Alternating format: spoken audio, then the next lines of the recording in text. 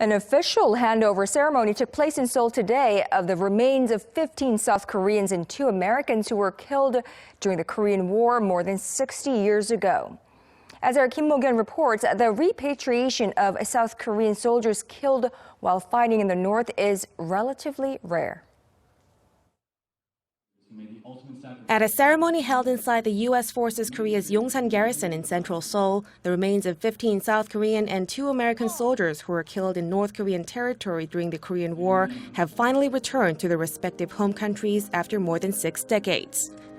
The bodies of 15 South Korean soldiers were excavated by the U.S. in the early 2000s in North Korea's Pyeongan and Hamgyeong provinces and were sent to the U.S. military's War Dead Excavation Agency in Hawaii.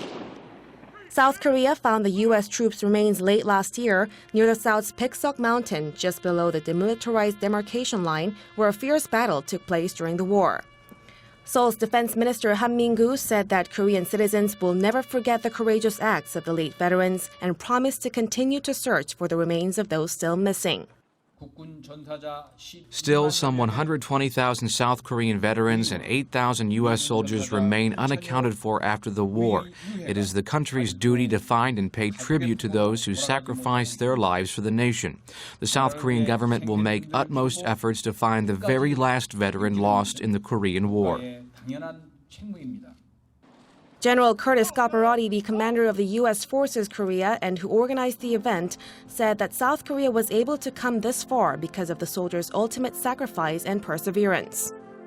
Their sacrifice earned the Republic of Korea an opportunity to forge its destiny and achieve its dreams. And it's our solemn duty to properly recognize their sacrifice and fulfill our commitment to return the remains to a proper burial in their homeland. Thursday's event marked the first time Seoul and Washington mutually exchanged the remains of the war dead on the same occasion. Kim Mok-yeon, Arirang News.